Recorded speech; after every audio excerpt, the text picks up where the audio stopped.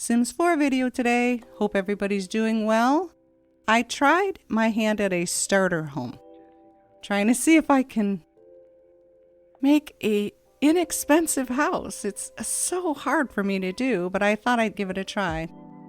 I have never been on this lot before. I wanted to try something different as well with location. So this is Strangerville.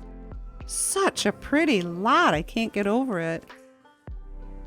It is not cheap though. I believe it was $4,800 for this lot.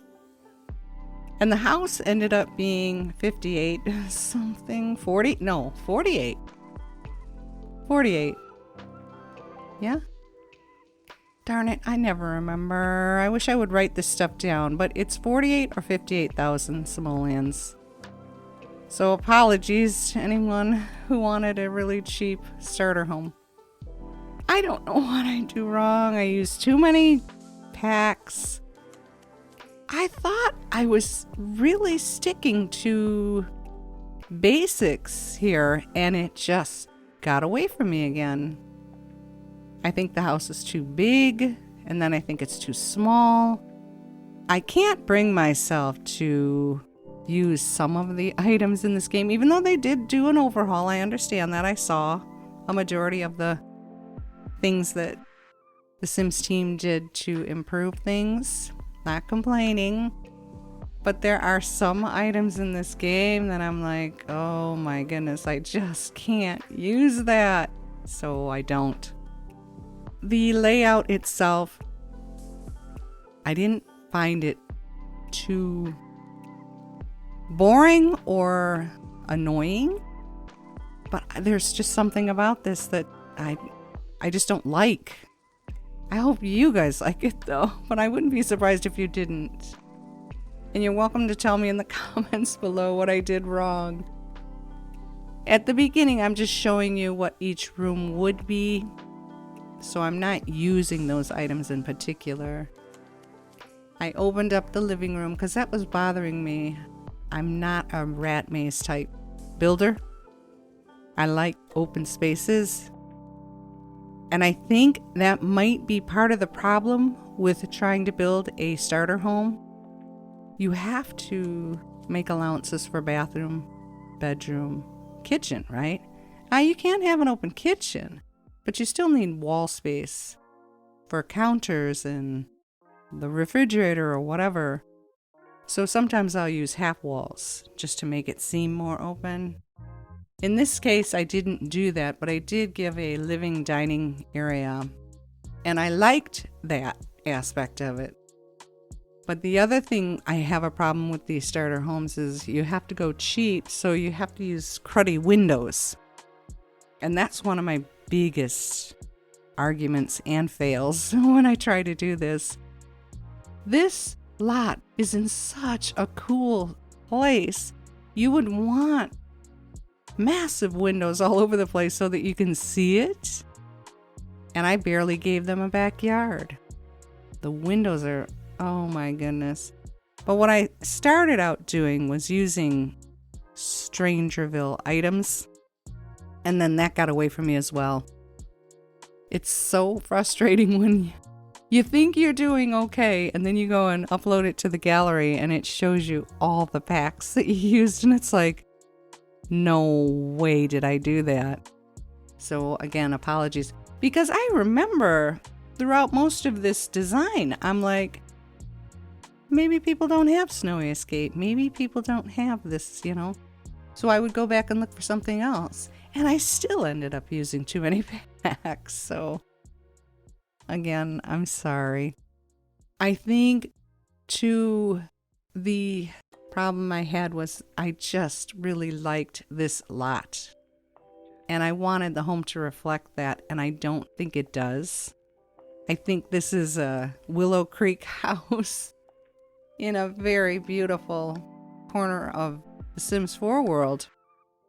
So there are just a lot more negatives than there should have been. But I kept going. I always do that, regardless.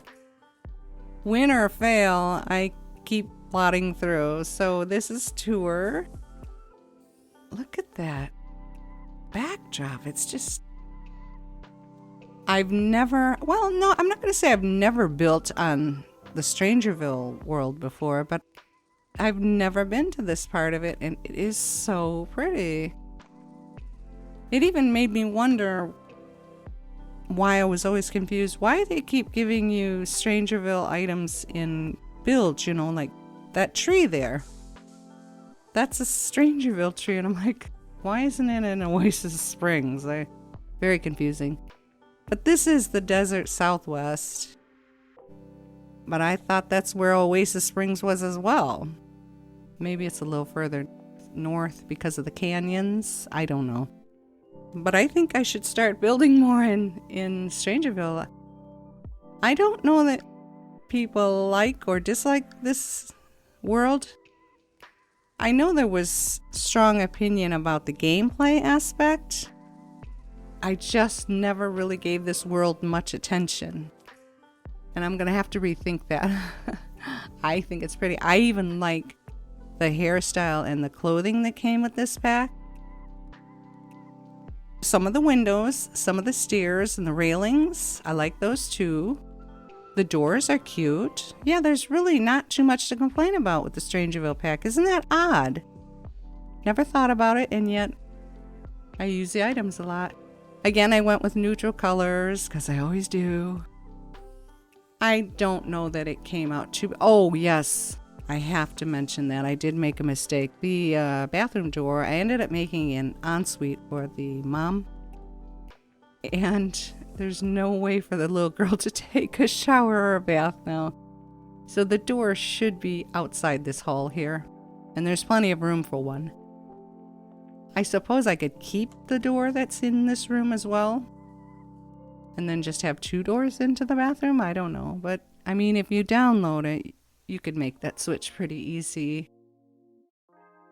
And again, no CC, although after watching Deli's video this morning, I ended up with about 20 tabs open in Opera, and I just spent more than 2 hours looking at all of the downloadable content for this game. I did download some, but I have it in a CC folder on my desktop, not in-game. The only thing in-game are clothing, hair, and jewelry, eyelashes, makeup, things like that you'd never even notice. And I don't save my Sims. I know a lot of people do that. They create Sims and download them to the gallery. I don't think anybody would be interested in my Sims, so I just don't do that. This is an unusual room for a kid, I know. But again, I wanted quirky, but I also wanted minimal. That puppy dog there, it was only, I think, 80 simoleons, and the other ones are well over 200 or something. I really thought I was doing good. I'm going to keep trying, though. I'm going to keep trying to make starter homes that are reasonable, small, and workable for a sim starting out. My version of a starter sim is a single young adult going out into the world, starting to work. They slowly accumulate their simoleons and their skills. Then they go looking for love. Then they make a family down the road. So they don't really need, well, I guess they don't need a lot at the start. But when I'm building a starter for the gallery, I always think family. It seems like that's what a lot of YouTubers do when they pick a starter home. So that's where the confusion comes in. But I sure hope you like this. Do give it a like if you did. And as always, I thank you so much for supporting my channel. I do hope you have an absolutely fabulous day. Thank you for watching. Bye-bye.